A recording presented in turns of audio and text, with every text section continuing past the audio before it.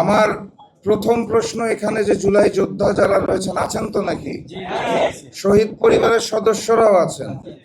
আচ্ছা, আমাদের স্বরাষ্ট্রমন্ত্রী উনি তো গুম হয়েছিলেন, মজলুম নেতা বিএনপির, এবং উনি বলেছেন যে আমি জুলাই সনদ বাস্তবায়ন বিএনপি অক্ষরে অক্ষরে পালন করবে।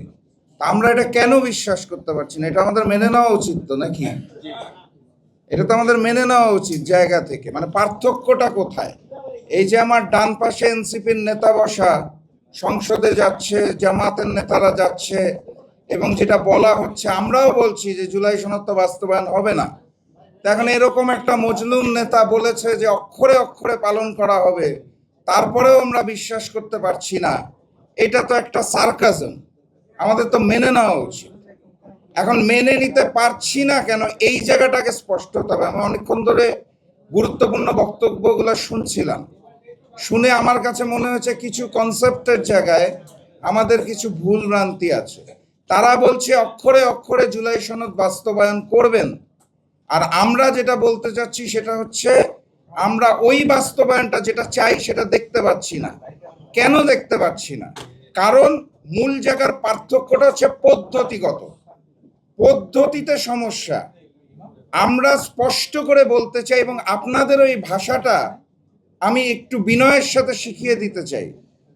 গণভোটের গণরায়ের আলোকে জুলাই সনদ বাস্তবায়ন করতে হবে। জুলাই সনদ তো হয়ে গেছে, যেটার মধ্যে সংসদ ভবনের সামনে প্রত্যেকটা রাজনৈতিক দল যে স্বাক্ষর করেছিল, আপনাদের মনে থাকার কথা। স্বাক্ষরের পর ফটো সেশনে সবচেয়ে বেশি যিনি হাসি দিয়েছিলেন, সবগুলো দাঁত বের করে, ওনার নাম সালাউদ্দিন সাহেব। ছবিটা বাধাই করে রাখার মতো ছবি। তো জুলাই সনদ তো হয়ে গেছে, এবং তারপরে আদেশ হয়েছে, অধ্যাদেশ হয়েছে, গণভোট হয়েছে। জাতীয় সংসদ নির্বাচন এবং গণভোট একই দিনে হয়েছে। সংসদে যাওয়ার পরে ম্যানেজ ভোটের মাধ্যমে যারা ক্ষমতায় এসেছে তারা যে একটা ভোটের শপথ নিয়েছে, আর যেটা গণভোট, সংস্কার পরিষদের শপথটাকে তারা গ্রহণ করেন নাই। এইখান থেকে বেইমানির যাত্রাটা সূচনা হয়েছে, এবং এই মুহূর্তে তারা যেটা করতে চাচ্ছে সেটা তারা মুখে বলতে চাচ্ছে জুলাই সনদ অক্ষরে অক্ষরে বাস্তবায়ন করা হবে, কিন্তু কিসের আলোকে? তাদের পছন্দের আলোকে তারা বাস্তবায়ন করতে চায়। আমরা যেটা বলতে চাই এবং আপনাদেরকেও যেটা আহ্বান জানাতে চাই, ভাষাটা ঠিক করেন। গণভোটের গণরায়ের আলোকে জুলাই সনদ বাস্তবায়ন করতে হবে। 4টা প্রশ্ন ছিল, হ্যাঁ না ছিল। 70% মানুষ, প্রায় 70% মানুষ হার পক্ষে ভোট দিয়েছে। তারপরে আমি ধরে নিলাম তর্কের খাতিরে, জানি আপনারা 50-51% ভোট পান নাই, চুরিচামারি করে, ছিনতাই করে, হাইজ্যাক করে নিয়েছেন, ম্যানেজ ভোট আয়োজন করেছেন, তাও তর্কের খাতিরে মেনে নিলাম 50% পেয়েছেন।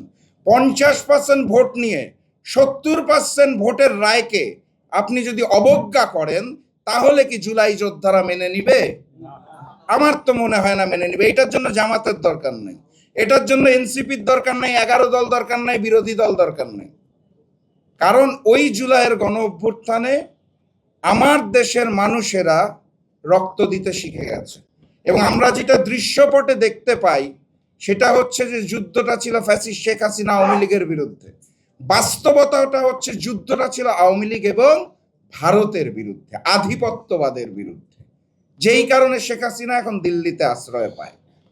এখন প্রশ্ন হচ্ছে, ওই যে শুরু করেছিলাম, মজলুম নেতা সালাউদ্দিন সাহেব বলেছেন অক্ষরে অক্ষরে, সেই মজলুম নেতার কথা আমরা বিশ্বাস করতে পারি না। কারণ হচ্ছে উনি ভোটের আগে যে স্টেটমেন্টগুলো দিয়েছিলেন যে হ্যাঁ যদি জয়যুক্ত হয় তাহলে কোনো আইন বাধাগ্রস্ত হবে না, আমরা যারা জিতে আসবো সকলে মিলে বাস্তবায়ন করব। সংসদে যাওয়ার পরে টোটালি ইউটার্ন নিয়েছেন তারা, এবং আমরা যেটা দেখতে পাই সংসদ ভবনে, যেটা আমার ভাই তুষার ভাই খুব সুন্দর করে বলেছে, আমি খুব সংক্ষেপে বলতে চাই, আমরা সংসদে যেটা দেখতে পাই সেটা হচ্ছে সালাউদ্দিন সাহেব ওখানে প্রক্সি প্রধানমন্ত্রী হিসেবে কাজ করছেন।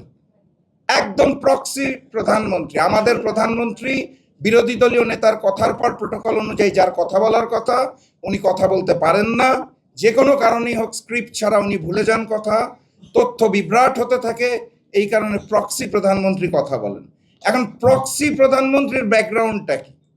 তারা বলে গুম, আমরা দেখি উনি শিলংয়ে বিলাসবহুল 3 স্টার রিসর্টের মধ্যে সময় কাটিয়েছে।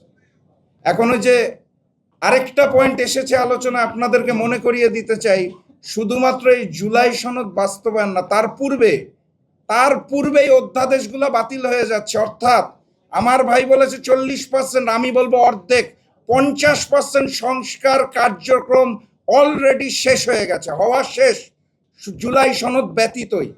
এবং এর মধ্যে গুরুত্বপূর্ণ কোনটা?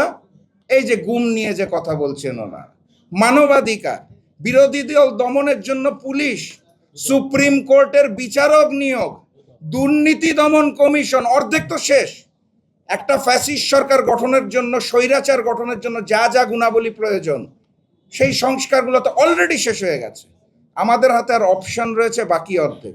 ওই যে গুমের কথা বলছিলাম, আমাকে গুম করে দেওয়ার আগে এতগুলো মানুষকে সাক্ষী রেখে 2টা ছোট গল্প বলে আজকের আলোচনা আড্ডা শেষ করে দিব।